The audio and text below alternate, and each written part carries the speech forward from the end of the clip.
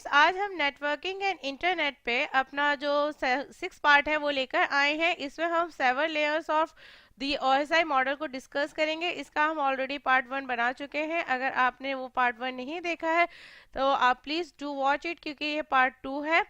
इसके अंदर हम जितने भी आपके OSI मॉडल की लेयर्स हैं उन सब के जो फंक्शंस हैं उनको डिस्कस करेंगे। पार्ट 1 में हमने डिस्कस किया था कि जो OSI मॉडल है इसको रेफरेंस मॉडल क्यों बोला जाता है, इसकी ज़रूरत क्यों पड़ी, और इसमें जितने भी एड्रेसिंग यूज़ होते हैं, addressing mode like port address, IP address, आपके मैक एड्रेस, ये यूज़ होते हैं अलग अलग लेयर्स पे, इनकी ज़रूरत क्यों पड़ी और इनका क्या मकसद होता है यूज़ करने का, ये हमने सब डिस्कस किया है पार्ट 1 में। तो डू वॉच इट। और आगे बढ़ने से पहले हम आपको बताना चाह रहे हैं कि अगर आप हमारा वीडियो फर्स्ट टाइम देख रहे हैं तो आपको हमारे वीडियो के नीचे सब्सक्राइब का बटन मिलेगा, आप प्लीज़ ज़रूर उसे सब्सक्राइब करिए। और अगर आपको हमारे वीडियो पसंद आते हैं तो प्लीज़ लाइक करिए और अपने फ्रेंड्स के बीच में इन्हें शेयर करिए। और आपकी कोई भी अगर क्वेरी है, कुछ भी कमेंट्स है, तो please do comment on our video.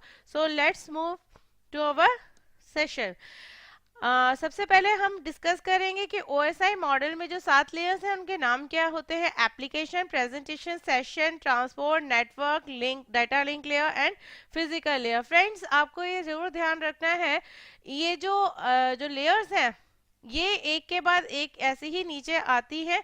Question कई बार बनते हैं कि जो सेशन लेयर होती है OSI मॉडल में, उसके जो ऊपर वाली लेयर होती है उसका नाम क्या होता है, या उसके नीचे वाली जो लेयर, जैसे सेशन लेयर के नीचे कौन सी है आपकी ट्रांसपोर्ट, इसके ऊपर वाली लेयर कौन सी है आपकी प्रेजेंटेशन लेयर।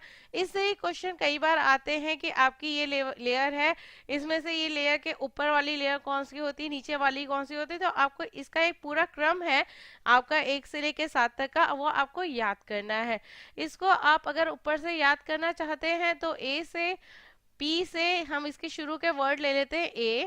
APSTND और आपका P। अगर हमारे को OSI मॉडल को याद करना है तो आप अगर इंग्लिश में से याद करना चाहते हैं तो आप एक वर्ड ले सकते हैं कि all people seem to need data processing. अगर आप ये सेंटेंस याद कर लेंगे, all people seem to need data processing, तो आप इन सब के आगे की ले सकते हैं। A से एप्लीकेशन, P से प्रेजेंटेशन, S से सेशन, T से ट्रांसफर, N से नेटवर्क, D से डेटा एंड P से प्रोसेसिंग। आप चाहे इसे नीचे से भी ऊपर में कर सकते हैं कि any time please do not tell secret password any time. देखिए हमने यहाँ से इसे नीचे से शुरू करा है। यहाँ पे P का मतलब है फिजिकल लेयर, D का मतलब है डेटा लिंक लेयर, N का मतलब है नेटवर्किंग लेयर, T का मतलब है ट्रांसपोर्ट लेयर, S का मतलब है सीक्रेट, एंड P से S से मतलब है हमारा सेशन, और P से हमारा प्रेजेंटेशन, और A से हमारा एप्लीकेशन। लेकिन हम यहाँ पे जो चल रहे हैं वो नीचे से ऊपर की तरफ चल रहे हैं कि please do not tell secret password any time, okay, या एनी वन, ओके। आप इसमें हिंदी में भी याद कर सकते हैं, लाइक जैसे A से हम लिख सकते हैं कि आओ आओ प्यार से तुमको नेटवर्किंग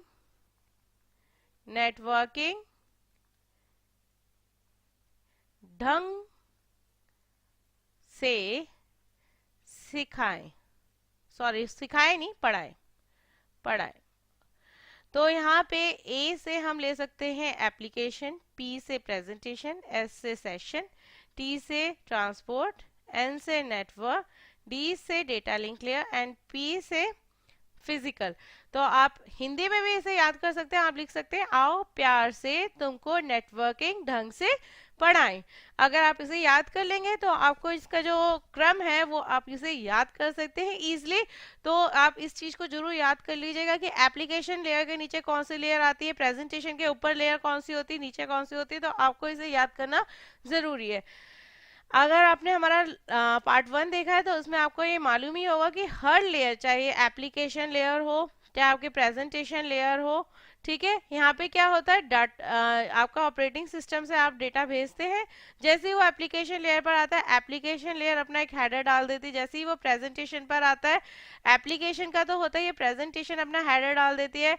ऐसे ही वो जो सेशन लेयर पर आता है तो फिर एप्लीकेशन प्रेजेंटेशन के साथ साथ सेशन लेयर भी अपना हेडर डाल देती है। ऐसी ट्रांसपोर्ट लेयर अपना हेडर डालती है। नेटवर्किंग लेयर अपना हेडर डालते हैं, data link layer header and trailer, यहाँ पे हेडर एंड ट्रेलर दोनों डालती है। और फिजिकल लेयर यहाँ पे क्या करती है, यहाँ पे कोई हेडर नहीं डालती कि फिजिकल लेयर का काम ही होता है डेटा ट्रांसमिशन का। तो वो इस तरीके से डेटा तो आपका इतना सही है, लेकिन इसके संग हर लेयर ने अपना हेडर ज्वाइन कर दिया है। और जब वो सेंडर के साइड पर रिसीव होती है फिजिकल लेयर पे, तो वे इसे ऊपर पास ऑन करती है, ऊपर पास ऑन करती है डेटा लिंक लेयर को। डेटा लिंक लेयर क्या करेगी, अपना जो डेटा लिंक लेयर के हेडर एंड ट्रेलर है उनको रिमूव करेगी और ऊपर उसको पास ऑन कर देगी। ऐसी नेटवर्किंग लेयर फिर अपना नेटवर्किंग हेडर को रिमूव करेगी। इस तरीके से सारे लेयर्स पे आते आते डेटा जो हेडर्स होते हैं वो रिमूव होते चले जाते हैं और सेंडर के पास सिर्फ क्या पहुंचेगा, आपका डेटा। नाउ मूव फर्स्ट, आपकी जो लेयर है एप्लीकेशन लेयर, हम उसे डिस्कस करेंगे। बेसिकली एप्लीकेशन लेयर क्या करती, किस लिए यूज की जाती है, ये रिस्पॉन्सिबल होती है to providing services to the user. आप एप्लीकेशन लेयर को यूज करके ही कोई सर्विस, इंटरनेट से कोई भी सर्विस आप ले सकते हैं। देखिए आपका क्रोम है या इंटरनेट एक्सप्लोरर है, ये आपकी एप्लीकेशंस नहीं है। एप्लीकेशन क्या होती है, लाइक जैसे आपने ईमेल करना है, ठीक है, या आपने फाइल ट्रांसफर करनी है, फाइल ट्रांसफर करना है आपने, या आपने फेसबुक खोल लिया, या आपने खोला तो आपने एक ब्राउजर खोला जिसमें आपने एक ईमेल के लिए सेशन चलाया, एक आपने फाइल ट्रांसफर के लिए आपने एक पे फेसबुक खोल लिया, एक पे गूगल प्लस खोल लिया, एक पे आपने यूट्यूब खोल लिया। सारी क्या है, आपकी अलग अलग एप्लीकेशन है जिनको आप रन करा रहे हैं। तो एप्लीकेशन लेयर का काम क्या क्या होता है कि ये आपको ऐसी सर्विसेज प्रोवाइड कराते हैं जिसको लेकर यूजर अपना काम कर सके, ठीक है। ये इस तरीके के, आपको दूसरा पॉइंट क्या है, ये आपको एक पूरा इंटरफेस देती है। आप यूट्यूब चला रहे हैं अपने क्रोम पर, यूट्यूब आपको एक पूरा इंटरफेस दे रहा है जिसपे आप वीडियो स्ट्रीमिंग करके देख सकते हैं, आप अपलोड भी कर सकते हैं, बहुत कुछ काम कर सकते हैं, आप कमेंट कर रहे, शेयर कर रहे, तो आपको एक इंटरफेस पूरा का पूरा दिया है यूट्यूब ने। इसी तरीके से आप FBO यूज करते हैं तो ये भी आपको एक पूरा इंटरफेस देता है। तो आपको ये एप्लीकेशन लेयर क्या करवाती है, provide a set of interfaces for application. हर जो एप्लीकेशन है उसके लिए जो इंटरफेस प्रोवाइड होता है वो एप्लीकेशन लेयर पर प्रोवाइड होता है, जिससे कि आप नेटवर्क की जितनी भी सर्विसेज हैं उनको एक्सेस कर सके। आते हैं इसके फंक्शंस पे। एप्लीकेशन लेयर के फंक्शन क्या है, एप्लीकेशन लेयर का सबसे बड़ा फंक्शन है नेटवर्क वर्चुअल टर्मिनल। इसका मतलब क्या है, ये क्या करता है, अगर आप यूजर हैं, आप लॉग ऑन कर सकते हैं रिमोट होस्ट से। अगर जैसे ये बेसिकली ऑफिसेज वगैरह में बहुत बार होता है कि आप अपने घर पर बैठे हैं, या आपका घर है और ये आपका ऑफिस है, आप घर बैठे ऑफिस में क्या कर सकते हैं, आप उसमें लॉग इन कर सकते हैं वहाँ की सिस्टम में, और वहाँ पे उनके चीज़ों को शेयर कर सकते हैं, उनकी चीज़ों को एक्सेस कर सकते हैं, काम कर सकते हैं, और डेटा सारा डायरेक्ट कहाँ पे जा रहा है, आपका ऑफिस से। यानी कि आपने जो सर्वर है मेन आपका, वो तो ऑफिस में बना हुआ है, आपने जब लॉग इन करा तो आप किससे कनेक्ट हो गए, आपके अपने ऑफिस से, लेकिन आपको एक लॉगिन पासवर्ड दिया जाता है। तो एप्लीकेशन लेयर में आप वर्चुअली, आपको ऐसा लगता है कि आप टर्मिनल को यूज कर रहे हैं अपने ऑफिस को, लेकिन आप तो घर पे बैठे हुए हैं, तो वो आपको इस तरीके का माहौल प्रदान करता है लॉग ऑन के थ्रू। क्या आप लॉग ऑन करके रिमोट होस्ट से, और आपने अपना काम वहाँ पे कर लिया, आपने अपनी फाइल वहाँ पे डाल दी, आपने कोई वर्क करना आपने वो भी कर दिया, कुछ शेयर करना वो भी कर लिया, ये सब पॉसिबल हो पाता है। नेक्स्ट क्या है, file transfer access and management. File transfer यानी कि FTP का ही मतलब है इसका, यहाँ पे मतलब कि यहाँ पर यूजर क्या कर सकता है, वो रिमोट जो आपका, जैसे हमने भी बात करी है ऑफिस में, तो लॉगिन तो हो गया, लॉगिन तो कर लिया, ये वहां की फाइल को क्या कर सकता है, आपके एक्सेस कर सकता है, यूज कर सकता है, उनका डेटा चेंज कर सकता है, उसको पढ़ सकता है, वहां की फाइल्स को रिट्रीव कर सकता है। रिट्रीव यानी एक्सेस करना from a remote computer for use in the local computer, अपने कंप्यूटर में बैठ के वो उसे यूज कर सकता है। एंड टू मैनेज और control file in a remote computer locally, यानी कि वो रिमोटली अपने घर से ही बैठ के ऑफिस की जो फाइलें हैं उनको वो मैनेज भी कर सकता है, उन्हें कंट्रोल कर सकता है, उनका एक्सेस ले सकता है। ये सब पॉसिबल है एफटीपी के थ्रू। उसे उसने कोई यूजर को अपनी फाइल ट्रांसफर करनी है अपने कंप्यूटर के अंदर तो वो भी कर सकते हैं। सब कुछ पॉसिबल होता है fast file transfer, access and management में। तीसरा फंक्शन इसका क्या है, मेल सर्विस का। जैसे कि आप ईमेल करते हैं तो ये जो आपको एप्लीकेशन मिलती है ये आपको एप्लीकेशन लेयर पे मिलती है। इसका यूज करके आप कोई भी ईमेल अपनी फॉरवर्ड कर सकते हैं, स्टोर कर सकते हैं, कुछ भी कर सकते हैं। नेक्स्ट आती है आपकी डायरेक्टरी सर्विसेज की। डायरेक्टरी सर्विसेज में क्या होता है, the application provides a distributed database sources and access for global information about various objects and service. आप जो है डिस्ट्रीब्यूटेड जो आपका डेटाबेस है उसके सोर्स को एक्सेस कर सकते हैं ग्लोबली, और उसके काफी जो ऑब्जेक्ट्स हैं उनको सर्विस को आप यूज कर सकते हैं as an information. Okay, next जो आपकी दूसरी लेयर आती है एप्लीकेशन लेयर के बाद आती है वो आती है आपकी प्रेजेंटेशन लेयर। प्रेजेंटेशन लेयर नाम से ही आपको पता चल जाएगा कि प्रेजेंटेशन लेयर का मतलब है प्रेजेंट करना किसी चीज को, किस तरीके से आप प्रेजेंट कर रहे हैं। ये डेटा आपका जितना भी है कहाँ से लेता है, एप्लीकेशन से लेता है और नीचे अपनी सेशन लेयर को इसे भेज देता है। ये तो आपका सेंडर की साइड से हुआ। अगर रिसीवर साइड से इसको देखा जाए तो इसमें क्या होगा कि प्रेजेंटेशन लेयर सेशन लेयर से तो डेटा ले रही है और फिर वो अपना हेडर निकाल के उसको आगे एप्लीकेशन लेयर को ट्रांसफर कर रही है। बेसिकली जो प्रेजेंटेशन लेयर होती है ये आपकी कंसर्न होती है जितने भी syntax and semantic of the information exchange between two system. जैसे कि आप मान लीजिए एक सिस्टम है, मतलब कि ये मैं हूँ और ये आप है, मुझे आती है बोलनी सिर्फ हिंदी, मैं सिर्फ हिंदी बोल सकती हूँ, आप बोल सकते हैं बंगाली। आपको हिंदी बिल्कुल समझ में नहीं आती, मुझे बंगाली बिल्कुल समझ में नहीं आती, लेकिन मैं जब आपको डेटा भेज रही हूँ तो मेरा डेटा किस फॉर्मेट में होना चाहिए, आपकी लैंग्वेज में, तभी तो आप उसे समझ पाएंगे। ऐसे जब आप मुझे डेटा भेजेंगे तो आपका डेटा किस फॉर्मेट में होना चाहिए, हिंदी में, लेकिन आप तो भेजेंगे बंगाली में। तो बेसिकली जो प्रेजेंटेशन लेयर होती है वो पूरा सिंटेक्स एंड सिमेंटिक्स उसके डिसाइड करती है जब डेटा एक्सचेंज कर सकता है। सपोज एक सिस्टम है जो स्काई आपकी कोडिंग है उसको यूज करता है, दूसरा आपका ABICD को यूज करता है। तो इसमें आपका क्या है, जो एक ही कोडिंग है जिसमें यहाँ पे ये 65 होती है, यहाँ पे इफ की जो कोडिंग होगी वो 40 होगी। अब आपने जब यहाँ पे भेजना है तो जब वो प्रेजेंटेशन लेयर पर फिजिकल लेयर पर आएगा तो वो 65 के थ्रू ट्रांसफर कर दिया जाएगा, लेकिन यहाँ पे तो 65 का मतलब कुछ और ही है, वो इसे समझ ही नहीं पाएगा। तो प्रेजेंटेशन लेयर का काम सिंपली ये क्या होता है कि जो आपका डेटा रिसीवर यूज करेगा, उसे रिसीव करेगा, उसके फॉर्मेट में आपका डेटा वो उस तरीके से बना के भेजता है जिससे कि जो रिसीवर है वो समझ सके कि आप भेज किस फॉर्मेट में रहे हैं। तो ये इस चीज में रहता है कि आपका जो फॉर्मेट हो वो उस फॉर्मेट में जाए जो रिसीवर जिस सर्वर को आप भेज रहे हो अपना डेटा वो उसे समझ सके। अगर वो समझ ही नहीं पाएगा कि आप भेज क्या रहे हो तो वो उसके ऊपर वर्क कैसे करेगा। तो बेसिकली ये सिंटेक्स पे, यानी कि जैसे मैं हिंदी बोलती हूँ और आप बंगाली बोलते हैं तो प्रेजेंटेशन लेगा का काम क्या है, मैं बोलूंगी तो हिंदी में लेकिन वो मेरी बोली को फॉर्मेट कर देगा और वो आपकी लैंग्वेज में, आपकी बंगाली लैंग्वेज में उसको फॉर्मेट करके आपके पास तक पहुंचा देगा। आपको समझ में आ जाएगा कि मैंने, जैसे सपोज मैंने बोला यहाँ पे नमस्ते, अब बंगाली में नमस्ते को नमस्ते नहीं बोलते तो फिर वो बंगाली में नमस्ते को जो भी बोला जाएगा वो बंगाली में उसे कन्वर्ट करके आपके पास पहुंचा देगा कि मैं जो हूँ वो आपको क्या बोल रही हूँ, नमस्ते बोल रही है। ऐसे आप जब कुछ बोलेंगे तो वो आपकी लैंग्वेज से हटके वो मेरे पास आ जाएगी। तो प्रेजेंट करना मेरी इंफॉर्मेशन को रिसीवर के अकॉर्डिंगली ये काम होता है प्रेजेंटेशन करना लेयर का काम। तो इसलिए सिंटेक्स लेयर भी कहलाती है। जो प्रेजेंटेशन लेयर होती है कन्वर्ट करती है डेटा को इन अ जेनरिक फॉर्मेट, एक ऐसा फॉर्मेट फॉर नेटवर्क ट्रांसमिशन के लिए जिसमें जो इनकमिंग मैसेज होता है इसे कन्वर्ट करा जाता है ऐसे डेटा में या ऐसे फॉर्मेट में जिसे रिसीविंग एप्लीकेशन होती है वो समझ सके। अगर रिसीविंग एप्लीकेशन उसे समझ ही नहीं पा रही है तो हमारा डेटा भेजने का कोई मतलब ही नहीं बनता है। आते हैं इसके फंक्शन पे। प्रेजेंटेशन लेयर के फंक्शंस क्या हैं?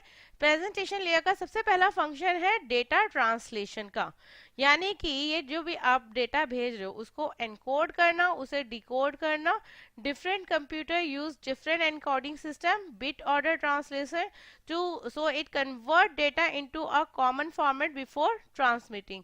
मींस मैंने अभी बताया कि मेरा जो डेटा है वो आपके पास आएगा बंगाली में, ये एक तरीके से क्या कहला रही है, एनकोडिंग कहला रही है। ओके, क्या कहला रही है आपकी, एनकोडिंग। और ये वहां पे जाके डिकोड हो जाएगी कि मैंने जो भी बोला है वो उसे समझ जाएगा कि मैंने क्या बोला है, आपको उस चीज को वो डिकोड करेगा, दैट चीज इज कॉल्ड डिकोडिंग। ठीक है, जैसे कि आप वैसे भी देख सकते हैं, जैसे कि हम तो यहाँ से आपका लॉगिन या पासवर्ड करते हैं। ओके, हम लॉगिन पासवर्ड करते हैं आपका, तो लॉगिन पासवर्ड जब करते हैं तो हमारा जो लॉगिन का पासवर्ड होता है उसमें स्टार स्टार बनकर आ जाते हैं, कुछ नहीं दिखता है। लेकिन वो क्या हो रहा है, इसे एनकोड कर रहा है, जिसे डिकोड अपना जो उसका सर्वर है जिस पे आप भेज रहे हैं पासवर्ड, वो उसे डिकोड करके समझ जाता है कि आपने पासवर्ड भेजा क्या है बेसिकली।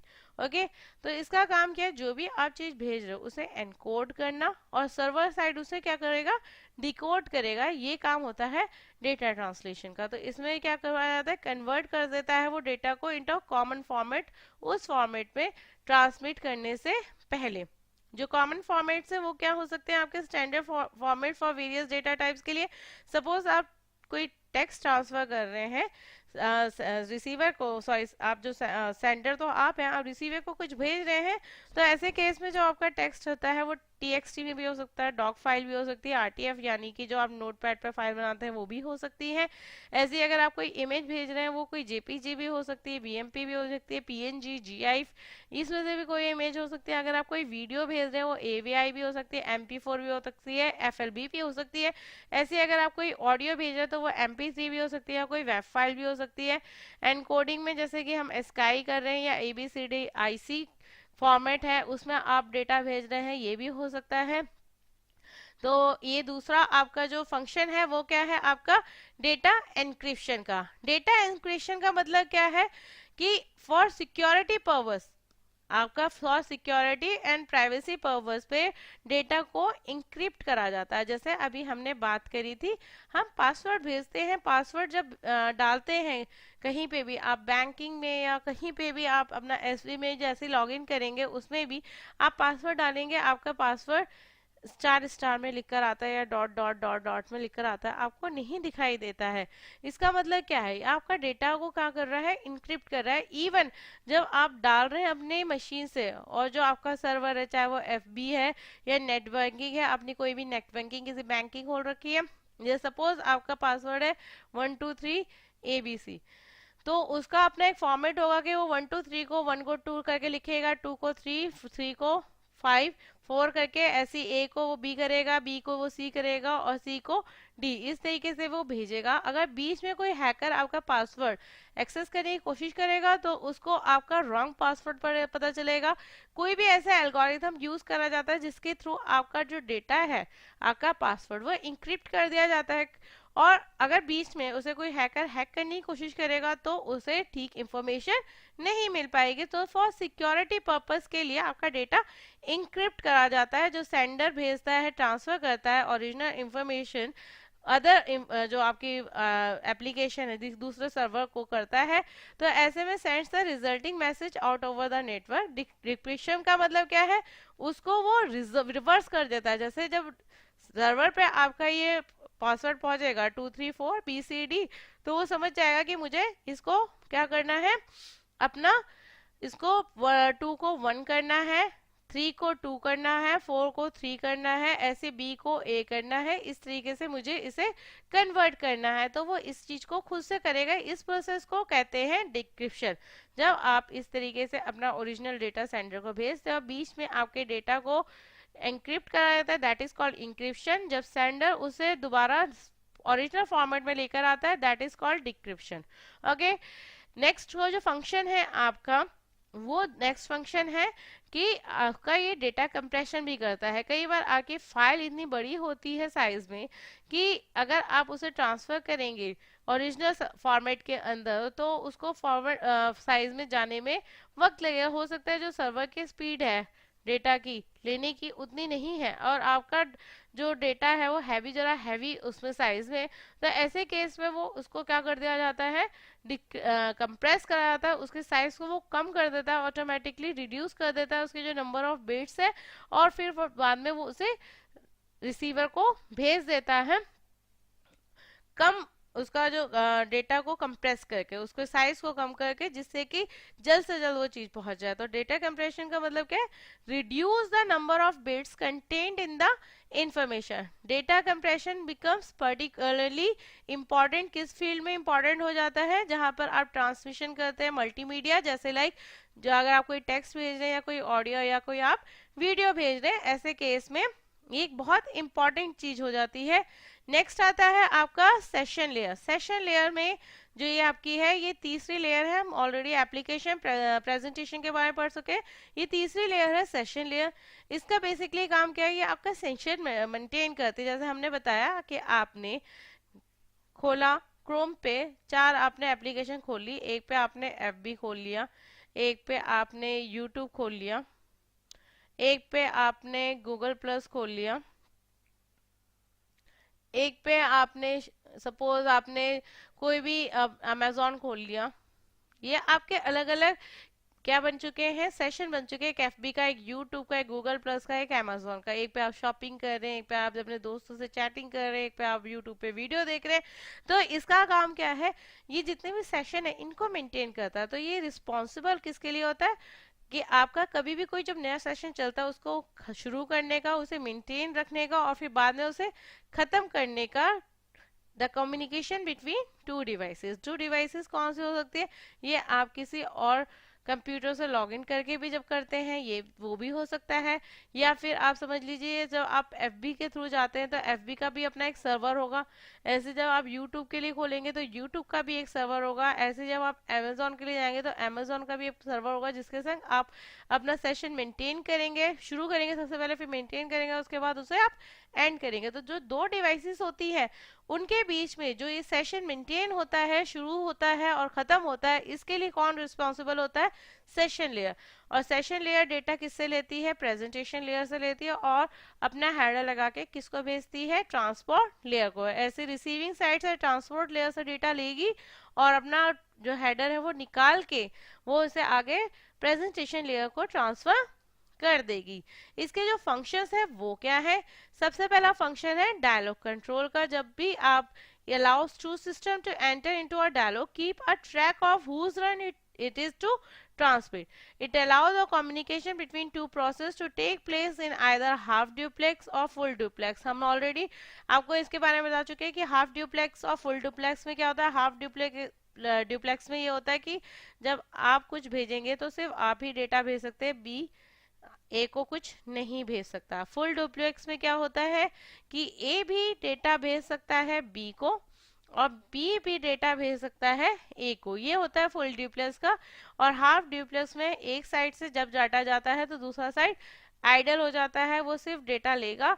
जब ए देना बंद करेगा उसी के बाद बी उसे अपना डेटा देना शुरू करेगा। तो ये पूरा एक डायलॉग कंट्रोल मेंटेन किया जाता है, जिसके अंदर हर सेशन के अंदर आप जो भी डेटा डालेंगे, जो भी आप काम करेंगे, उस चीज के ऊपर वो किस तरीके का कम्युनिकेशन लेता है, फुल डुप्लेक्स या हाफ डुप्लेक्स, ये डिपेंड करता है। तो डायलॉग कंट्रोल इसका पहला फंक्शन है। दूसरा फंक्शन है सिंक्रोनाइजेशन। सिंक्रोनाइजेशन का मतलब क्या है, एट चेक पॉइंट, या जिसे हम कहते हैं synchronization points into a stream of data.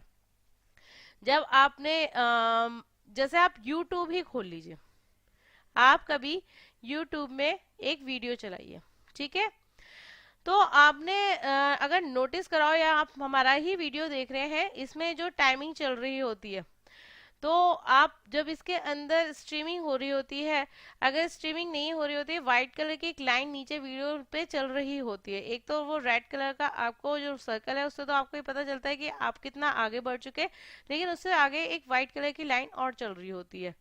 वो किस लिए होती है, वो स्ट्रीम ले रही होती है उस चीज को, कि जैसे जैसे वो आगे बढ़े उसे मिल जाए। अगर किसी की इंटरनेट स्पीड कम है तो उसकी वो व्हाइट लाइन आगे नहीं बढ़ेगी, तो ऐसे केस में जो आपका वीडियो है वो रुक रुक कर आएगा। क्यों? क्योंकि स्ट्रीमिंग नहीं हो पा रही है। तो यही कारण है। ऐसे ये यूट्यूब का मैंने एग्जांपल दिया है, ऐसे चेक पॉइंट्स का दिया है कि चेक पॉइंट्स में क्या होता है कि आपका कितना डेटा ट्रांसफर हो गया है। सपोज बीच में कोई एरर आ गया है तो आपका वो सेशन आपको क्लोज करना पड़ेगा। तो क्या ऐसे केस में जितना भी आपने डेटा ट्रांसफर करा वो सारा का सारा क्या, क्योंकि आपने वो फिनिश तो करा नहीं था वर्क, वो बीच में ही कोलैप्स हो गया, तो क्या वो पूरा का पूरा क्या अनसेफ होगा? नहीं, वो बीच बीच में क्या लगाता है, चेक पॉइंट्स लगाता है, जिसके कारण उसे मालूम चल जाता है कि यहाँ तक का, सपोज ये एक पहला चेक पॉइंट है, ये आपका दूसरा चेक पॉइंट है, यहाँ तक कोई प्रॉब्लम नहीं आई, यहाँ से प्रॉब्लम शुरू हुई। तो वो चेक पॉइंट्स को चेक करके पता लगा सकता है कि ठीक है, यहाँ पे 2 से पहले का जो प्रॉब्लम, जो डेटा ट्रांसफर था वहां पे प्रॉब्लम आई है, तो फिर वो यहाँ से डेटा ट्रांसफर करना शुरू करेगा। यहाँ का डेटा ट्रांसफर वो 1 से पहले का नहीं करेगा। तो बीच बीच में वो चेक पॉइंट्स लगाते हैं, जिसे हम सिंक्रोनाइजेशन पॉइंट्स भी कहते हैं, जिससे कि वो डेटा को स्ट्रीम करके जितना डेटा भेज रहा है फिर वो आगे उतना ही डेटा भेजेगा, सारा डेटा नहीं भेजेगा सेंडर। ओके। अब आपकी आती है चौथी आपकी लेयर्स के ऊपर आते हैं हम, जिसे बोलते हैं ट्रांसपोर्ट लेयर। ट्रांसपोर्ट लेयर क्या करता है, सेशन लेयर से डेटा लेता है और अपना हेडर लगा के नीचे नेटवर्किंग लेयर को भेज देता है। ऐसे ही जब रिसीव करता है तो नेटवर्किंग लेयर से डेटा लेता है और आगे उसे सेशन लेयर को भेज देता है। तो जो ये किया है इसका, वैसे बेसिकली ये रिस्पॉन्सिबल किस चीज के लिए होता है, इसको ये कहते हैं प्रोसेस टू प्रोसेस डिलीवरी। कई बार क्वेश्चन आता है कि प्रोसेस टू प्रोसेस डिलीवरी किस लेयर में होती है, तो आपका जवाब होगा कि ये ट्रांसपोर्ट लेयर पर होती है। यानी कि एक प्रोसेस क्या होता है, जैसे अभी हमने बात करी कि आपने अलग अलग सेशन क्रिएट करे हुए, जो एफबी से आपने डेटा भेजा, एफबी ने आपको रिप्लाई में जो डेटा भेजा, तो वो आपको डेटा कौन से टैब पे मिलेगा, वो आपको फेसबुक की ही टैब पे तो मिलेगा, वो आपको यूट्यूब की टैब पे थोड़ा मिलेगा। तो ये एक पूरा एक प्रोसेस है।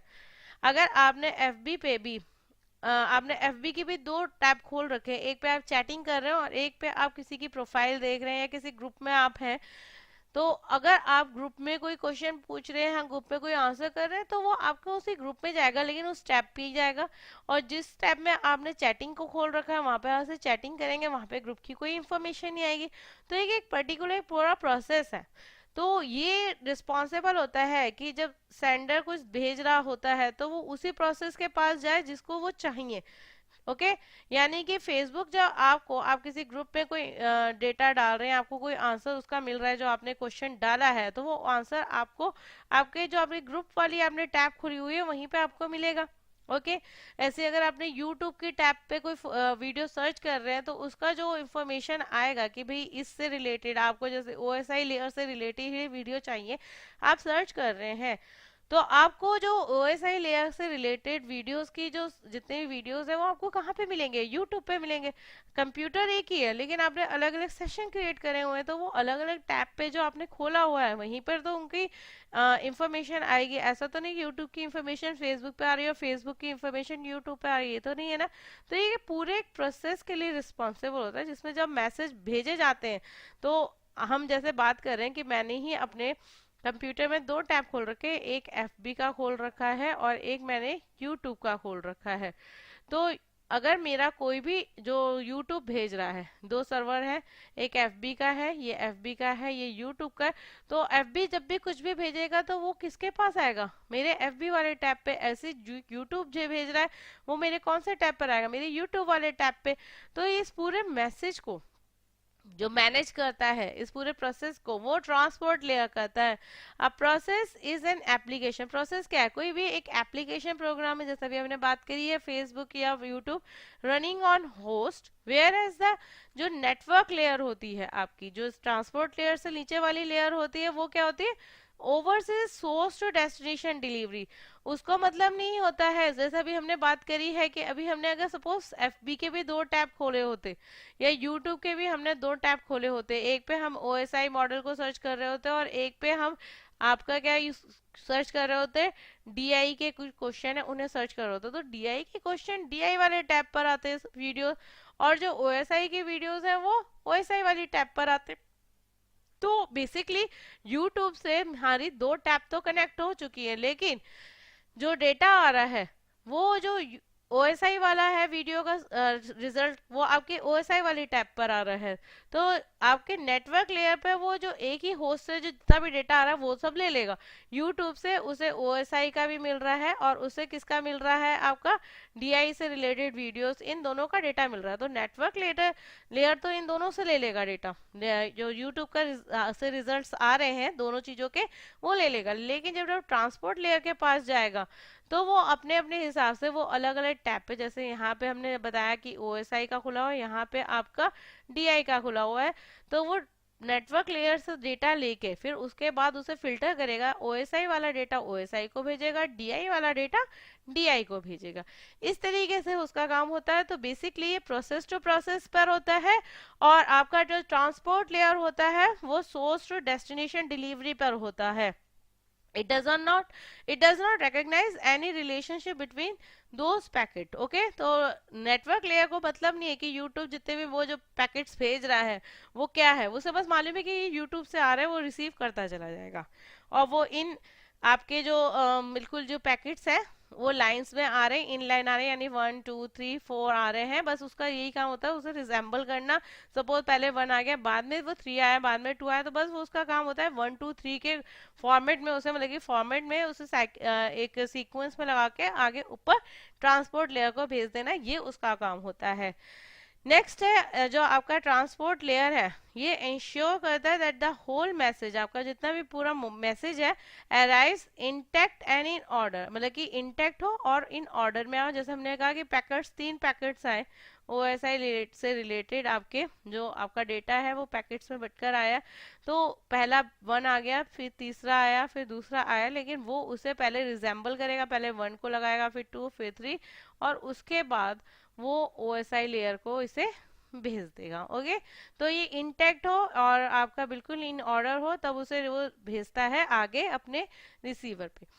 अब आते हैं इसके फंक्शंस पे। ट्रांसपोर्ट लेयर के फंक्शंस क्या है? इसका पहला फंक्शन है सर्विस पॉइंट एड्रेसिंग, इसे हम मल्टीप्लेक्सिंग भी कहते हैं। इसे हम क्या बोलते हैं? कनेक्शन मल्टीप्लेक्सिंग, या हम इसको एप्लीकेशन मैपिंग भी कहते हैं। इनमें से हम कुछ भी कह सकते हैं इसे। तो इसका बेसिकली क्या काम होता है, जैसे अभी हमने बताया कि आपका ये खुला हुआ है जिसमें यूट्यूब के ही हमने 2 टैब खोले हुए हैं, ठीक है, और एफबी के हमने एक टैब खोल रखा है, ये यूट्यूब का है, ये एफबी का है, और एक हमने अमेजोन का खोल रखा है। तो जो भी डेटा सर्वर से आ रहा है दैट इज कॉल्ड, ये यूट्यूब का सर्वर है, ये एफबी का है, ये अमेजोन का है। तो आपका ये यूट्यूब से आएगा वो यूट्यूब के सर्वर से कनेक्ट हो, जो एफबी से आता है वो एफबी से, और जो अमेजोन से आ रहा है वो अमेजोन के सर्वर से कनेक्ट हो रहा है। तो ये एक तरीके की मल्टीप्लेक्सिंग हो गई कि जो डेटा जिससे आ रहा है वो उसी टैब पे जाएगा। ओके, तो ये सर्विस पॉइंट एड्रेसिंग का मतलब क्या है? मेक श्योर दैट द जो मैसेज है deliver to the correct process, जो करेक्ट प्रोसेस है उस तक पहुंच जाए डेस्टिनेशन मशीन भी। जो ट्रांसपोर्ट लेयर होती है उसमें जो हेडर है must therefore include a type of address, मतलब कि इसकी जो हेडर में इंक्लूड होती हैं चीजें उसमें एड्रेस भी होते हैं, जो नहीं कि उसे हम बोलते हैं पॉइंट एड्रेस। पॉइंट एड्रेस को जिसे हम बोलते हैं पोर्ट एड्रेस, यानी जितनी भी सेशंस हमने खोले हुए इन सबका एक एक पोर्ट एड्रेस होगा। सपोज इसका है 1124, इसका है 2114, इसका है 312, इसका है आपका 5110, ठीक है। तो ये सब इनके आपके रिसीवर के क्या है? पोर्ट एड्रेस है। तो उसी पोर्ट एड्रेस तक आपका डेटा पहुंचेगा। ये पोर्ट एड्रेस कहाँ पर ऐड किए जाते हैं? आपके ट्रांसपोर्ट लेयर पे, क्योंकि आईपी एड्रेस तो आपके कंप्यूटर का एक ही होगा। ओके, वहां तक तो डेटा पहुंच गया, लेकिन आपका वो डेटा पहुंच गया, टैब खुली हुई है 4, तो इनमें से किस में पास जाना है वो पोर्ट एड्रेस से डिसाइड होता है कि इस पोर्ट पे या इस पोर्ट पे आपका वो डेटा जाना है। जो नेटवर्क लेयर्स होती है गेट करती है each packet to the correct computer. Okay, network layer का काम क्या होता है, आईपी एड्रेस के थ्रू वो एक करेक्ट जो आपका कंप्यूटर होता है वहां तक तो डेटा पहुंच जाता है, लेकिन आपका कंप्यूटर में इतने सारे जो टैब खुले हुए हैं एक ही ब्राउजर पे, उसमें कौन से टैब पे जाना चाहिए वो पोर्ट एड्रेस से ही डिसाइड होता है।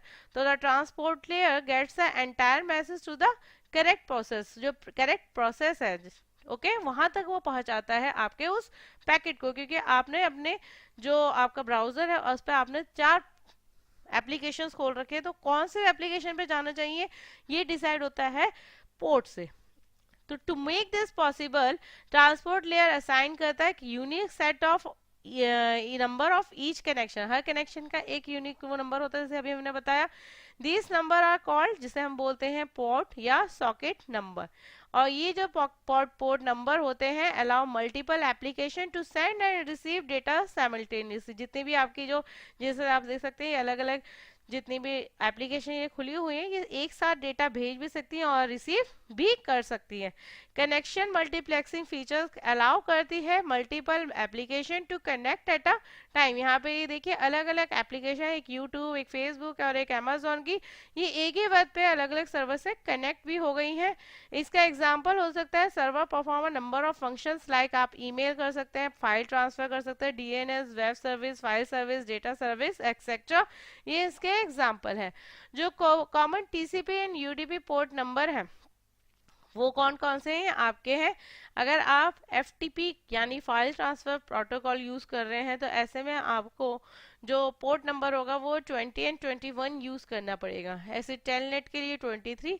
ये क्वेश्चन के मल्टीपल क्वेश्चन के हिसाब से आ सकते हैं। कई बार आता है कि जो 25 पोर्ट नंबर है वो किसके लिए यूज होता है, तो आप बताएंगे ये एसएमटीपी के लिए यूज होता है। जो आपका एचटीटीपी है उसके लिए कौन सा पोर्ट नंबर यूज होता है, 80।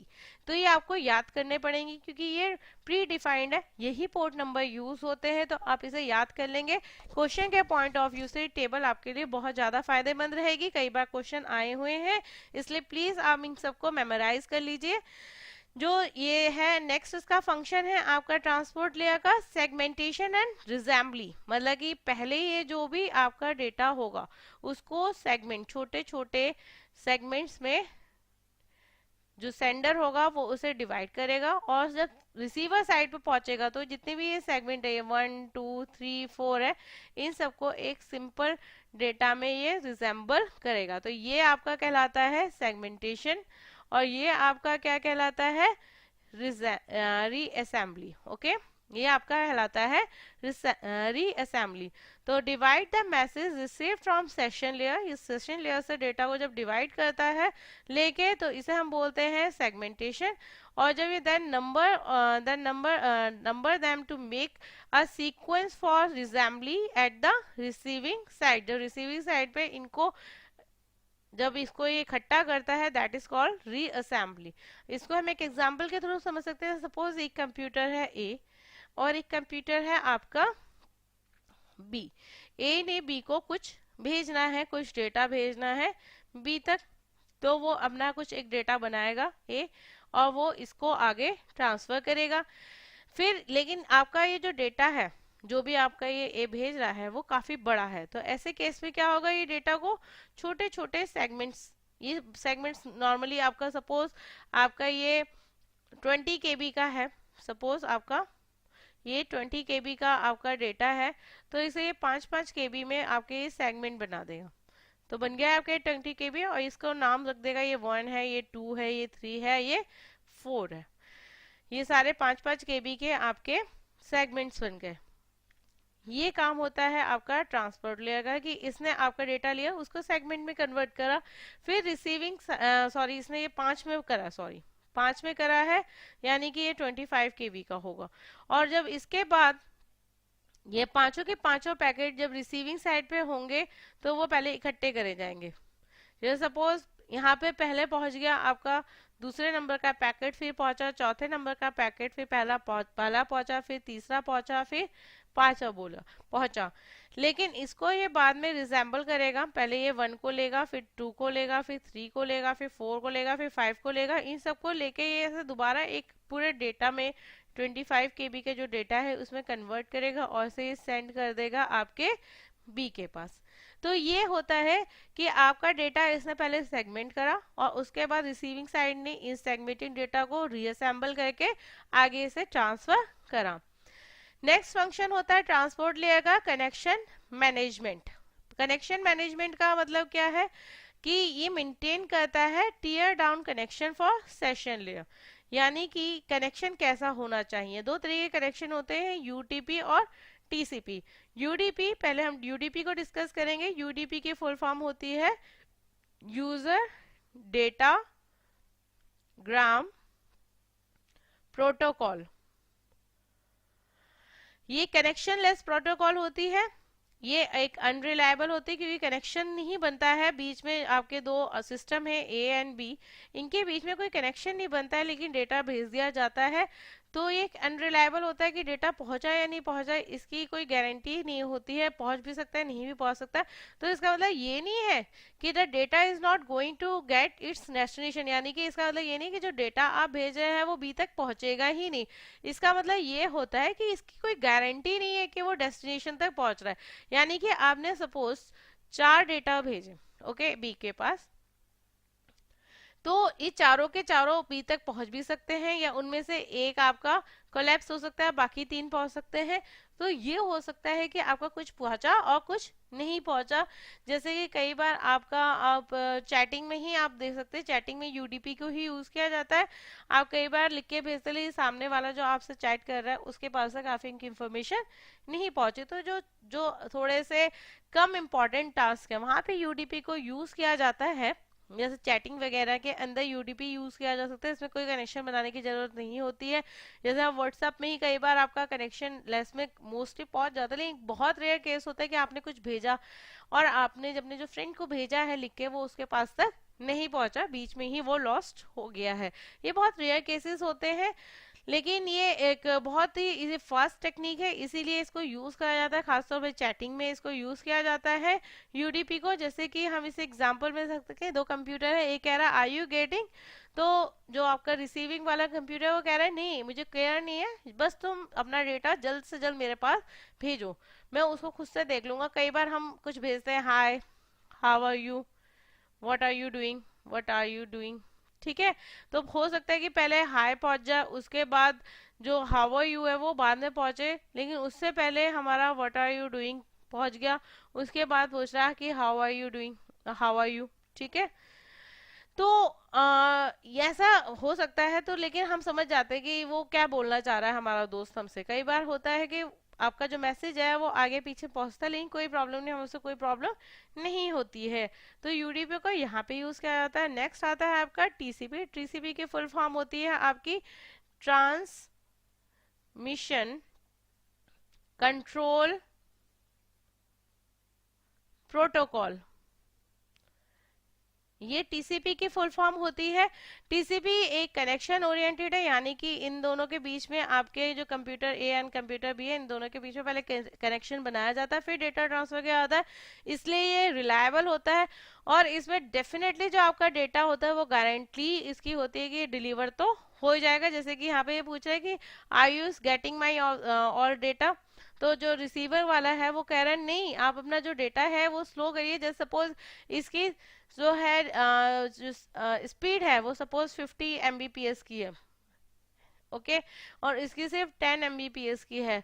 तो ये तो डेटा 50 एमबी में भेज रहा है, लेकिन ये तो सिर्फ 10 एमबी में रिसीव कर पा रहा है, तो काफी सारा डेटा इसके पास पहुंच रहा होगा। तो वो कहेगा नहीं, मेरे पास डेटा आप थोड़ा स्लो करके भेजिए क्योंकि मैं इसे एक्यूरेटली नहीं ले पा रहा हूँ, इसलिए आप प्लीज अपनी स्पीड को थोड़ा स्लो करिए, तभी मेरे पास डेटा पहुंच पाएगा। ओके, तो टीसीपी का जो मेन फंक्शन है इसमें है ये रिलायबिलिटी की। रिलायबल होता है, जो आपका डेटा होता है वो डेफिनेटली डिलीवर होगा। और इसमें रिलायबिलिटी में जो बेसिकली यूज होती है अप्रोच, उसे बोलते हैं 3 वे हैंडशेक प्रोसेस को यूज किया जाता है। यानी कि 3 वे में मतलब 3 प्रोसेस में एक हैंडशेकिंग प्रोसेस मेंटेन किया जाता है सेंडर एंड रिसीवर की तरफ से, ये ए एंड बी की तरफ से। उसके बाद आपका कनेक्शन स्टैब्लिश होता है, यानी कि पहले ए सबसे पहले भेजेगा, जिसमें ये 3 वे में सबसे पहला क्या है, जो ये आपका PC1 है, सपोज और ये PC2 है, तो PC जो 1 है सबसे पहले सिंक का आपका यानी सिंक्रोनाइजेशन का सिग्नल भेजेगा PC2 पर, और वो बताएगा कि मैं आपके संग एक रिलायबल सेशन क्रिएट करना चाहता हूँ, प्लीज मेरे संग सिंक करिए। फिर दूसरे पॉइंट में आपका क्या बोलेगा PC2 कि वो ये रिप्लाई देगा, अगर उसके पास ये मैसेज पहुंच गया तो अगर वो बनाना चाहता है कनेक्शन तो फिर वो जो PC1 है उसको एक्नॉलेजमेंट प्लस सिंक का आपको सिग्नल भेजेगा, यानी ये वो एक्नॉलेजमेंट भेजेगा कि हाँ मुझे आपका सिंक्रोनाइजेशन का जो मैसेज है वो मिल गया और मैं आपके साथ सिंक्रोनाइज करने के लिए तैयार हूँ। और थर्ड प्रोसेस में क्या होगा, आपका जो PC1 होगा फिर अगेन इसे रिप्लाई करेगा PC2 को एक्नॉलेजमेंट का कि मुझे भी आपका जो सिंक्रोनाइजेशन आपको मिल चुका है और आप राजी है मेरे संग अपना कनेक्शन इस्टेब्लिश करने के लिए, इसका मुझे एक्नॉलेजमेंट मिल गया। अब मेरे को ये सब कुछ मिल चुका है और मैं भी आपके संग अपना कनेक्शन बनाना चाहता हूँ, तो let's start to process on this thing.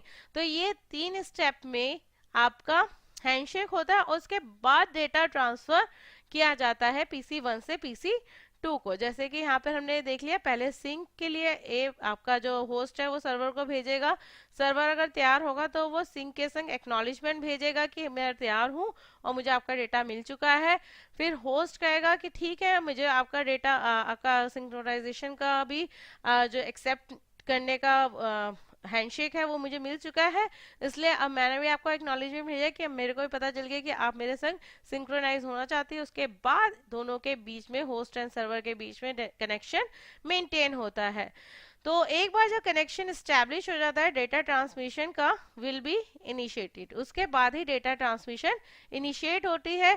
To provide maximum reliability it includes following function. आपके कौन कौन से फंक्शन इंक्लूड होते हैं जब एक बार ये 3 वे हैंडशेक मेंटेन हो जाता है, इससे आपका जो लॉस्ट पैकेट हुए बीच में, अगर आपने जो भी डेटा भेजा उसमें कोई पैकेट अगर आपका लॉस्ट हो गया है तो वो उसे डिटेक्ट करता है और दोबारा से होस्ट उसे रिसेंड कर सकता है। ये डिटेक्ट करता है packet that arrive out of order. अगर अराइव लगे आपके पैकेट्स हैं, मैंने आपको बताया ये 1 2 3 के सीक्वेंस में आ रहे हैं, मिले तो हैं यहाँ पे, लेकिन पहले 2 मिला है फिर 3 मिला है फिर इसे 1 मिला है, तो ये डिटेक्ट करता है packets arrived out of order and reorder them. ये दोबारा से इन्हें रीऑर्डर करता है, यानी पहले 1 को करेगा फिर 2 और फिर 3 को। ये रिकॉग्नाइज करता है डुप्लीकेट पैकेट को। कई बार ऐसा होता है कि होस्ट को लगता है कि सर्वर तक मेरा पैकेट नहीं पहुंचा, वो दोबारा इन्हें अपने पैकेट्स को दोबारा भेजता है, तो वो रिकॉग्नाइज करता है कि पैकेट डुप्लीकेट तो नहीं आ रहा है। अगर डुप्लीकेट पैकेट आ रहा तो वो उसे ड्रॉप कर देता है, एक्स्ट्रा पैकेट को वो उसे आगे नहीं लेके जाता। इससे अवॉइड होता है congestion for implementing flow control को यूज करके जितना भी कंजेशन है बीच में अगर ज्यादा ट्रैफिक हो रहा है तो वो उसको भी अवॉइड करा जा सकता है। नेक्स्ट आपका फंक्शन है कि ये एरर कंट्रोल कर सकता है। एरर कंट्रोल में क्या है कि आपका अगर मैसेज है, अगर विदाउट एरर आ रहा है तो वो उसे एक्सेप्ट कर लेगा, अगर एरर आ रहा है तो वो सेंडर से जो आपका होस्ट सर्वर है वो होस्ट को कहेगा कि इसे आप रीट्रांसमिट करिए। फ्लो कंट्रोल वाले फंक्शन में क्या होगा, आपके जो ट्रांसपोर्ट लेयर होगी वो श्योर होगी that the sender and the receiver communicate at a rate that both can handle. जैसे सपोज आपका जो होस्ट है, मैंने आपको बताया उसकी 5 की स्पीड है और आपका जो सर्वर है कि आपका होस्ट है सर्वर है उसकी 10 kbps की है आपकी, और इसकी 10 kbps की है, तो वो उसे कहेगा कि ठीक है मेरी तो स्पीड ठीक है, आप मुझे सारा डेटा भेज दीजिए। बट सपोज इसका उल्टा है, होस्ट की स्पीड तो है 10 MB की mbps और जो आपका रिसीवर है उसकी सिर्फ 5 सर्वर जो है आपका 5 mbps की है, तो ऐसे केस में तो ज़्यादा डेटा भेजेगा जिसमें सर्वर इसे बोलेगा कि आप रुक के भेजिए या सिर्फ 5 mbps में ही मुझे डेटा भेजिए। तो ये फ्लो कंट्रोल करता है। जो ट्रांसपोर्ट लेयर होती है इसमें 2 कंट्रोल मेथड यूज होते हैं,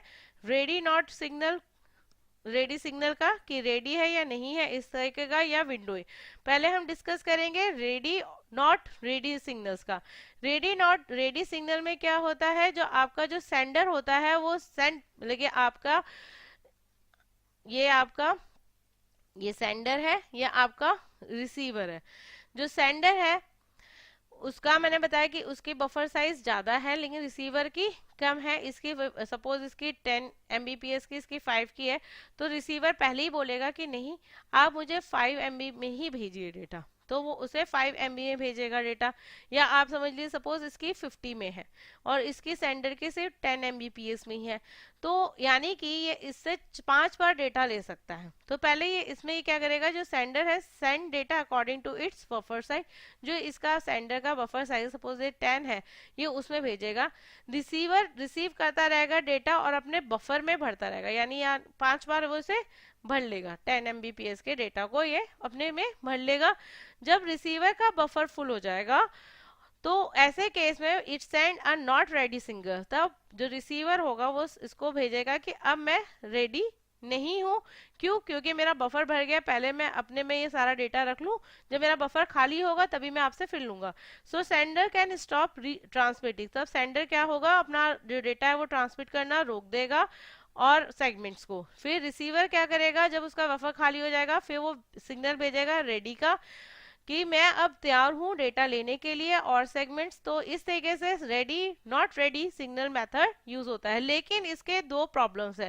पहला प्रॉब्लम क्या है, इसका पहला प्रॉब्लम ये है कि रिसीवर तभी रिस्पॉन्ड करेगा, आपका ये सेंडर है या आपका रिसीवर है, रिसीवर तभी रिस्पॉन्ड करेगा जब उसका बफर साइज है वो फुल हो जाएगा, ठीक है। और लेकिन यहाँ से तो सेंडर डेटा भेजता रहेगा क्योंकि उसके पास तो नॉट रेडी का भी सिग्नल आया ही नहीं है। तो ऐसे केस में वो जितना डेटा भेजा जा रहा है, क्योंकि अब आपका रिसीवर डेटा और लेने के लायक नहीं है, तो वो जब तक भेजेगा सिग्नल की मैं अभी रेडी नहीं हूँ, ऐसे केस में काफी डेटा भेज चुका होगा। तो जब तक इसको ये सिग्नल मिलेगा रिसीवर की साइड से कि अभी रिसीवर लेने के लिए तैयार नहीं है, डेटा भेज चुका होगा, तो ऐसे केस में इसके काफी पैकेट्स जो होंगे वो बर्बाद हो जाएंगे, उसे दोबारा रीज ट्रांसमिट करना पड़ेगा। तो वही है इसमें कि रिसीवर में रिस्पॉन्ड तभी रिस्पॉन्ड करता है जब सेंडर टू द सेंडर, जब वो रेडी नहीं होता है क्योंकि उसका बफर भर चुका होता है। While this message is on its way, जब जब जब सेंडर के जो मैसेज होते हैं वो इसके रास्ते में ही होता है, तो सेंडर फिर स्टॉप करता है, उसे दोबारा अपना डेटा दोबारा भेजना पड़ता है। सेकंड प्रॉब्लम क्या है कि यहाँ पे जो रिसीवर है वो रेडी तो है, लेकिन जब तक वो रिसीवर सेंडर को रेडी का सिग्नल नहीं भेजेगा तब तक सेंडर उसे कोई डेटा नहीं भेजेगा।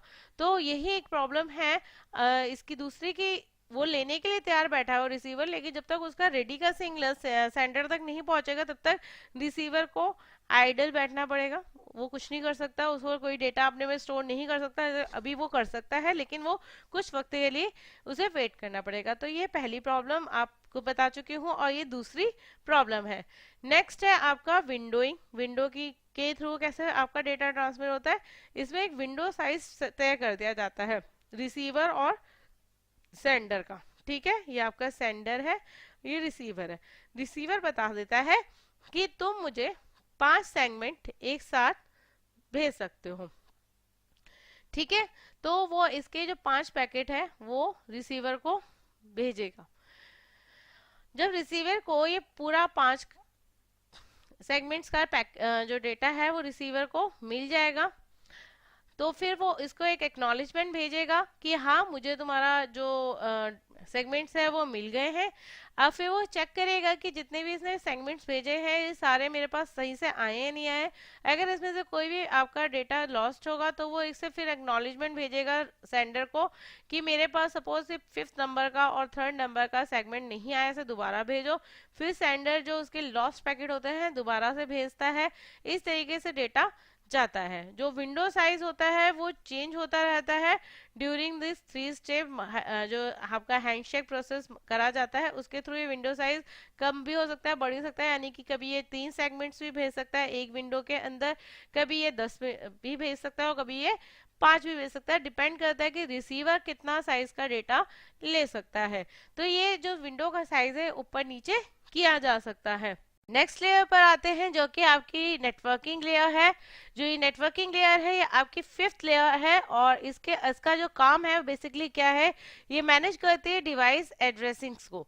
मैनेज डिवाइस एड्रेसिंग, डिवाइस का एड्रेस क्या होता है, आईपी एड्रेस। ओके, ये बेसिकली आईपी एड्रेस को मैनेज करती है, जिसके कारण इसे पर्टिकुलर एक नेटवर्क का पता चलता है कि ये जो डिवाइस है कौन से नेटवर्क से बिलोंग करती है। आई, क्योंकि आपके नेटवर्क में काफ़ी सारी डिवाइसेस लगी हुई होती हैं, लेकिन आईपी एड्रेस कौन से नेटवर्क से बिलोंग कर रहा है ये आपको बताने में आपकी सहायता करता है।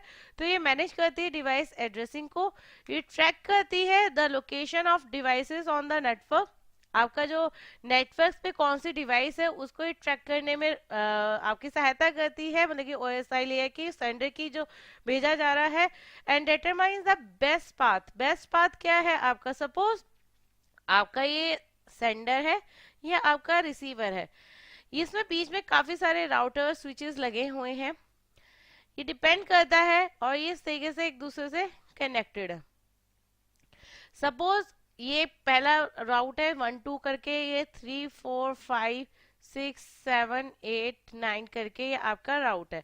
अगर सेंडर कोई डेटा भेजना जा सकता है तो वो 1 2 को यूज करके भेज सकता है सेंडर रिसीवर को, लेकिन वो इस वाले रूट पे 1 2 2 के वाले राउट में जो आपका रूट है इस पे ज्यादा कंजेशन है, तो ऐसे केस में ये इस वाले रूट को ना लेके सेंडर आपका दूसरा रूट भी ले सकता है, जिसमें वो 3 4 5 6 आपका 7 वाला वो रूट ले सकता है।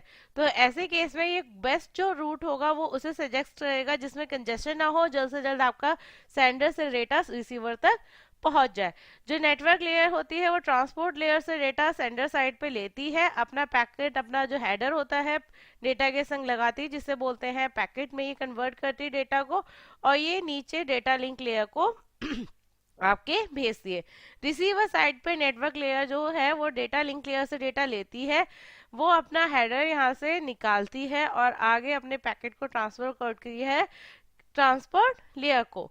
जो पैकेट्स होते हैं, टाइप ऑफ पैकेट्स, दो तरीके के पैकेट्स यूज होते हैं नेटवर्क लेयर पे। पहला होता है डेटा पैकेट्स, दूसरा होता है आपका राउट अपडेट पैकेट। जो डेटा पैकेट होता है use to transfer user data through the internetwork, जो यूजर का डेटा होता है उसे भेजने के लिए काम में आता है। जो प्रोटोकॉल यूज होती है राउटिंग के लिए वो आईपी एंड IPv6 यूज होती है आपका डेटा पैकेट भेजने के लिए। जो राउट अपडेट डेटा होता है उसमें कौन सा रूट लिया जा रहा है वो आपके पैकेट के अंदर, जो आपका जो पैकेट भेजा जा रहा है राउट अपडेट पैकेट, उसके अंदर मेंशन होता है कि वो कौन सा पाथ ले रहा है, जिससे कि राउटिंग में जो आपकी टेबल है वो बनने में आसानी होती है।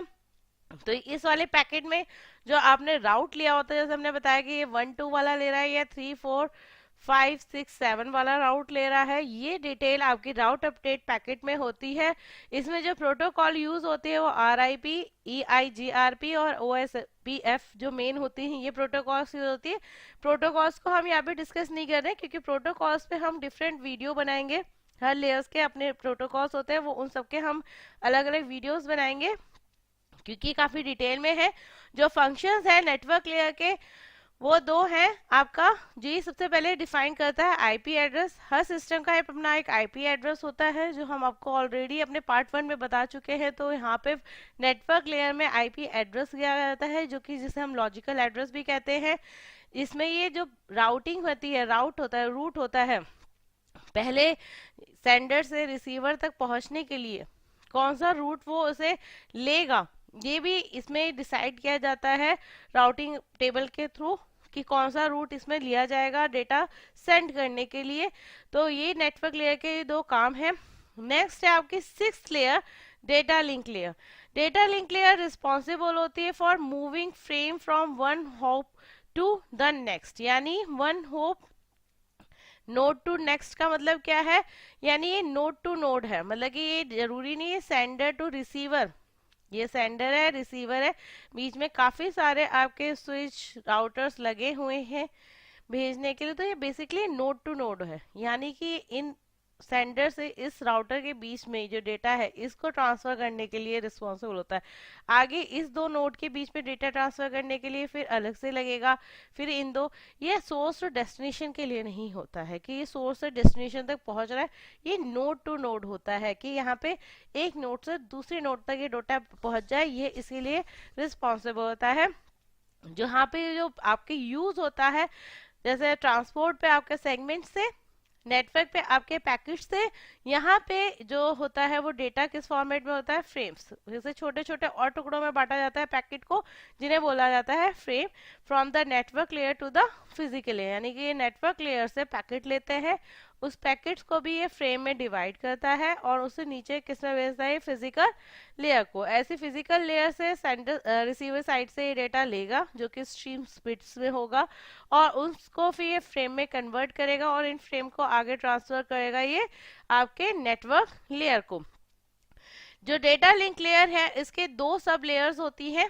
ये आपकी अपर होती है जिसे बोलते हैं लॉजिकल लिंक कंट्रोल, जिसे हम एलएलसी भी बोलते हैं, और इसकी जो नीचे वाली जो लोअर प्रोटोकॉल होती है वो मीडिया एक्सेस कंट्रोल होती है, जिसे हम एमएसी भी बोलते हैं। ठीक है, कई बार क्वेश्चन आ जाते हैं कि डेटा लिंक लेयर में कौन सी दो प्रोटोकॉल यूज होती है, या अपर वाली लेयर कौन सी होती है और लोअर वाली लेयर कौन सी होती है। तो आपको इनका ये याद रखना पड़ेगा, लॉजिकल एलएलसी जो होती है वो ऊपर अपर होती है, और एमएसी यानी मैक जो होती है वो लोअर होती है।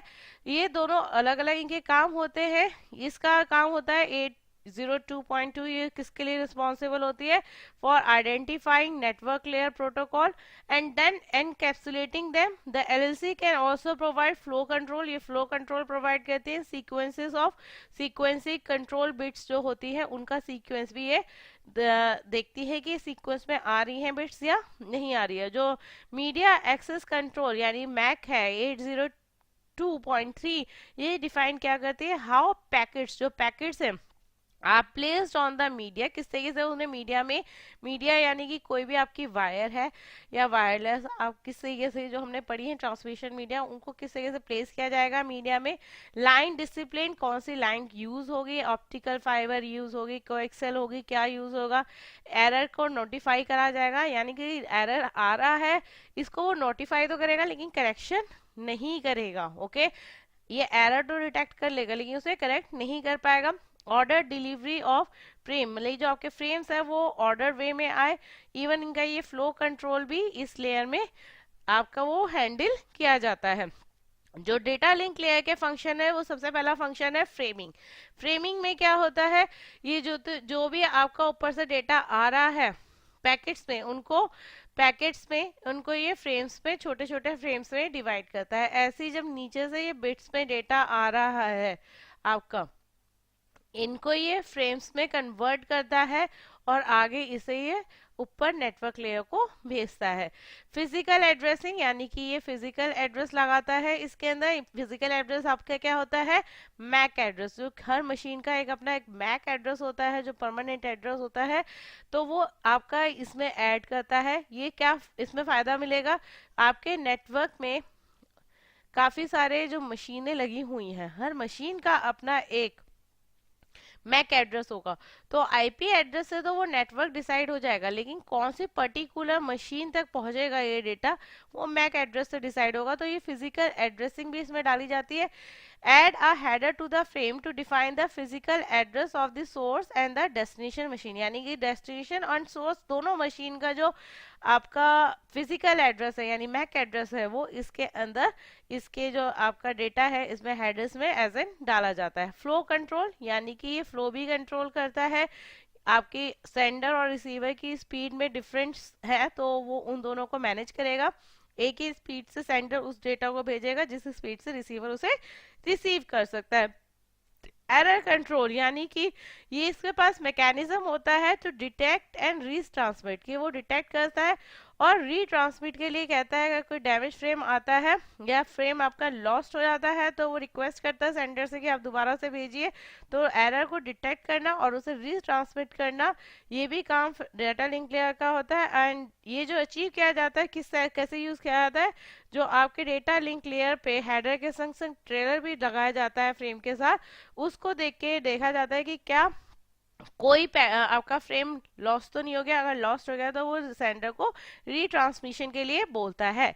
एक्सेस कंट्रोल, एक्सेस कंट्रोल क्या होता है, when two or more devices are connected to the same link, जब आपकी दो से ज्यादा डिवाइसेस एक ही लिंक से कनेक्टेड होती है, तो ये देखा जाता है कि डेटा लिंक प्रोटोकॉल तब यूज होती है to determine which device has control over the link at any given time, कि किसके पास उस समय कंट्रोल है कि वो आपका मतलब कि एक लाइन जा रही है उससे काफी सारी आपकी डिवाइसेस अटैच्ड है।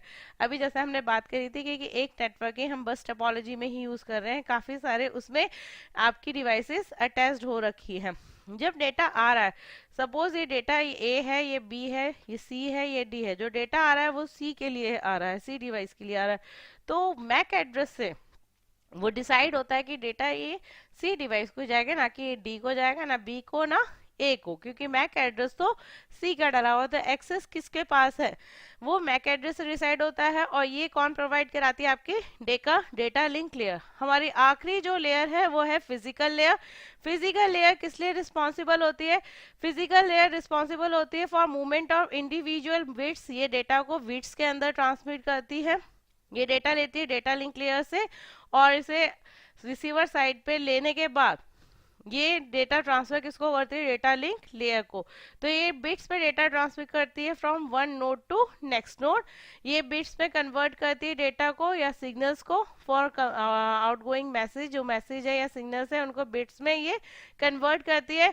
जो डिवाइस यूज होती है फिजिकल लेयर में वो यूज होती है आपकी हब।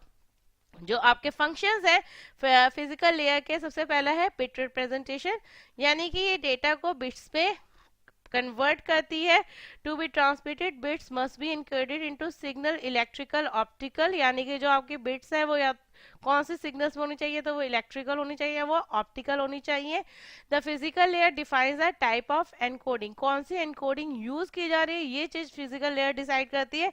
किस डेटा रेट से, यानी कि कितनी बिट्स पर सेकंड भेजी जाएंगी, ये भी आपका डेटा रेट कौन डिसाइड करता है? Physical layer. फिजिकल लेयर की कैरेक्टरिस्टिक्स ये भी है कि ये डिसाइड करती है क्या ट्रांसमिशन मीडिया यूज हो रहा है, उसी हिसाब से वो काम करता है। To in the point to point configuration two devices are connected by a dedicated line. In multi-point configuration a link is shared among shared devices, यानी कि एक तो होता है पॉइंट टू पॉइंट, ये आपका एक ए है, ये बी है, दो सिस्टम है, ये डेडिकेटेड, ये ए बी को भेज सकता है, बी ए को भेज सकता है। और शेयर्ड में क्या होता है, जैसे आपका रिंग टोपोलॉजी है कि यहाँ पे अलग अलग नोड्स लगी, वायर एक ही जा रही है लेकिन डेटा शेयर हो रहा है। आपका ये ए से बी को भी जा रहा है, सी को भी जा रहा है, डी को भी जा रहा है। तो ये डिपेंड करता है इसमें आपका कौन सी वो फिजिकल कैरेक्टरिस्टिक यूज होगी, जिसके पास टोकन होगा वही डेटा ट्रांसमिट कर पाएगा, वही डेटा ले पाएगा। तो ये सब कुछ कौन कहाँ का भी डिसाइड होता है? फिजिकल लेयर पे। सिंक्रोनाइजेशन भी करते हैं, यानी कि दो डिवाइसेस के बीच में जो डेटा जा रहा है वो सेम स्पीड से जाए। इसमें दोनों के पास क्लॉक पल्सेस होती है, वो दोनों क्लॉक पल्सेस एक दूसरे से सिंक्रोनाइज हो, इस चीज का ये ध्यान रखता है। कौन से ट्रांसमिशन मोड को यूज किया जा रहा है, यानी सिंपलेक्स, हाफ डुप्लेक्स या फुल डुप्लेक्स को यूज किया जा रहा है, ये भी देखा जाता है। कौन सी फिजिकल टोपोलॉजी यूज हो रही है, यानी कि आपके जो डिवाइसेस हैं वो रिंग, स्टार, मैश या बस कौन सी टोपोलॉजी से कनेक्टेड है, ये भी फिजिकल लेयर पे डिसाइड होता है। तो यहाँ पे हमारा सेशन का जो OSI लेयर है इनके साथ आपकी लेयर्स खत्म होती हैं, इनके फंक्शंस खत्म होते हैं। यहाँ पे हम इन शॉर्ट पे देख सकते हैं कि जो आपकी application, presentation and session layer, इन तीन लेयर पे आपका जो आप डेटा भेजते हैं वो डेटा फॉर्मेट में होता है, बट ट्रांसपोर्ट लेयर पे ये सेगमेंट में कन्वर्ट होता है, नेटवर्क में इनको पैकेट्स में कन्वर्ट किया जाता है, डेटा लिंक लेयर में ये फ्रेम्स में कन्वर्ट होता है, और फिजिकल लेयर में ये आपके बिट्स में कन्वर्ट होता है। और हर लेयर के अपने अपने टास्क है। एप्लीकेशन का नाम काम क्या है कि network process to application. Presentation में आपका डेटा रिप्रेजेंटेशन, इंक्रिप्शन, डिक्रिप्शन, ये हमने शॉर्ट में यहाँ पे रखा हुआ है। सेशन लेयर पे जो इनर मोस्ट कम्युनिकेशन होता है, हर जो आपके टैब पे जो कम्युनिकेशन होता है हर प्रोसेस का, वो देखा जाता है। ट्रांसपोर्ट लेयर पे आपका end to end connection and reliability की कौन सी लिए जा रही है, कनेक्शन लेस आपकी ली जा रही है, यूटीपी या टीसीपी, ये डिसाइड किया जाता है। नेटवर्क लेयर पे पाथ को डिटरमाइन किया जाता है, कौन सा पाथ यूज करके डेटा ट्रांसमिट किया जाएगा, और लॉजिकल एड्रेस यहाँ पे लगाया जाएगा। डेटा लिंक लेयर पे मैक एड्रेस को लगाया जाता है, और यहाँ पे दो सब लेयर्स यूज होती है, मैक एंड एलएलसी। तो ये डेटा लिंक लेयर पर होता है। फिजिकल लेयर पे मीडिया, क्या मीडिया यूज हो रही है, क्या सिग्नल एंड आपके बाइनरी ट्रांसमिशन हो रहा है, इस सब चीजों को देखा जाता है। तो ये सब काम आपके ओएसआई मॉडल के 7 लेयर्स पे होती है। सो फ्रेंड्स, यहाँ पे हमारा सेशन एंड होता है। अगर आपको हमारे वीडियो पसंद आते हैं तो please do like, subscribe and share among with your friends. यहाँ पर आपको हमारा करंट अफेयर फंडा का पेज और आपको ट्विटर लिंक का जो लिंक है वो भी दिया हुआ है। अगर आपको हमारे से और कोई वीडियो बनाना है तो please do comment. So friends, thank you, have a nice day.